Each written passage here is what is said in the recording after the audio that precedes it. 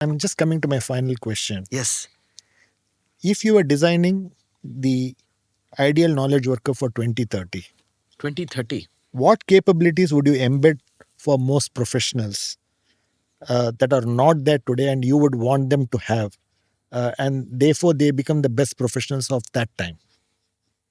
What are the skills that you think are critical? Well, I think life always goes in full circle, Mm. right? So we in our lives started as curious people and artisans Mm. and craftsmen. Mm. And then we relied on our cognitive and our ability to create science out of the art, Mm. right? To explain the unexplainable. Yeah. Like, we were always fascinated by the things that we never saw Correct. in life. Whether it is going to Mars, Moon, da da da, all that stuff. The scientific, like that, like that stuff happens. And along that journey, as we started like making machines look like humans, we have turned into a little bit of robot, Mm. right? And now the robots are going to take over our lives, Mm. right? So machines will do all of the scientific things, Mm. all of the Drug discoveries and all those kinds of things that all they of the talk thing, about. right? So now we are back to the we came back all around, and like we have to think about craft Mm. and the mastery of craft. Mm. So it's like always like life is all full circle, no? Yeah. So where you started your humankind is where we are actually headed back, which is like focus on like being really excellent in what you do. Mm. So you have to really craft, think about the perfection of the craft. So I think that is a very important skill that we need to have. The second thing that we all need to have is basically we need to go back to the world of that curiosity that made us who we were at the age of 3, Mm. and being able to like not give up our conscious brain, Mm. right? Like where I'm deeply disturbed with the way the world is going is we have stopped using our brain and started asking machines to make decisions on our behalf. Mm. And the more we get addicted to machines, the more we get addicted to things in life, the more we are at the risk of losing our cognitive capability. Your brain is conditioned to like think about this monotonous way of doing things, and that becomes your like subconscious way of processing things. And when machines do that at like a spectrum of all things, and your machine, you're dependent so much on machines that like you begin to like forget the cognitive, Yeah. right? So there's a cognitive degeneration, and then you will become what the scientists never wanted you to be. The artificial intelligence researchers and scientists never aspired you to be that, which is you become the robot. Yeah. And there is no training you, because you are built like 10, 20, 30, 40, depending on your age. You have built your entire makeup of your system. Unlearning that system is like complicated to hell. Close to impossible. Very impossible. Like ask a guy who's worked in a company for 20 years and tell him to do something different. He will resist like to hell, Yeah. because their way of doing things, they feel like threatened, Yeah. right? So this is psychology. Yeah.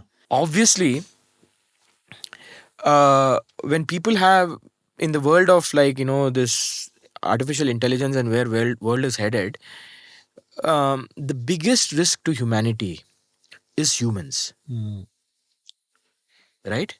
Is not like machines, is humans.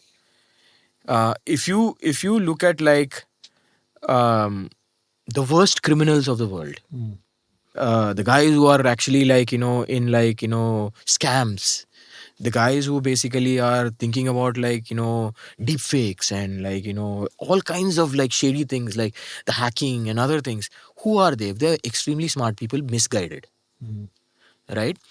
And so if we are not careful, and if we create an unequal or unequal society, a society of haves and have nots, and you create this bipolarity of system, that the wealth is with 1% and 99% of the people have a lot of time in the hand and are actually getting like they want like free money or fast money.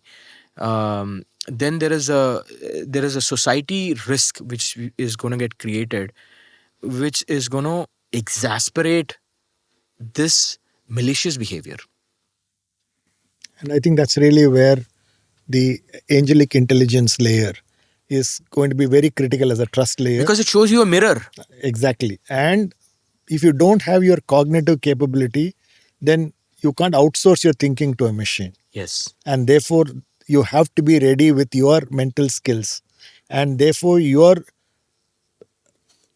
resilience and perseverance Yeah. to actually keep doing it repeatedly is also important. Therefore, those are the skills that you need to build, and therefore be a craftsman of your profession. Yeah. Is really what is also critical as you automate. Absolutely. I think that's really what you're talking about. Absolutely. So, I don't know if you have done some of these things. Um, every 12 to 18 months, I actually take a 3-week vacation, and so I actually do vipassana, and I also do a lot of Ayurvedic treatment. In the sense, I go for a retreat, and I spend my time for myself.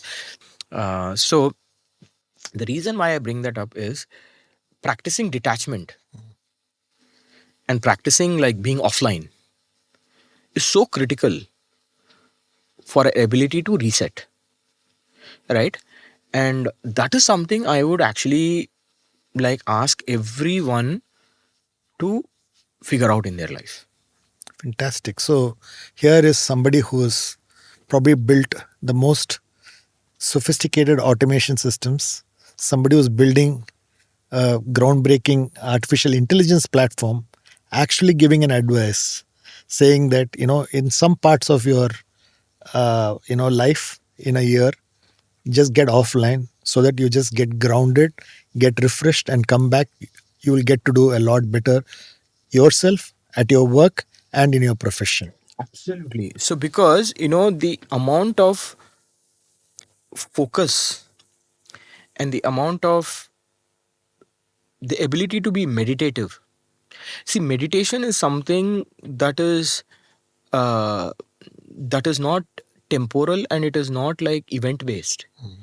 It is a practice, right? Meditation is a practice, and there should be systems, I feel strongly, in the future that actually says how much time are you really spending on social media, on like interactivity, and like this dopamine that is like creating you to access the same information over and over again, skipping through the reels, and like all of this nonsense, like the disinformation that comes with it.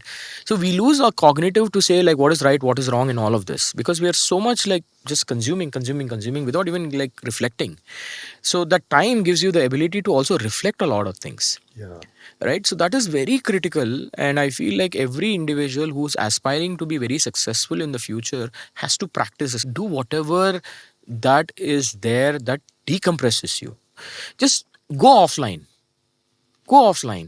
right? Call it your time, right?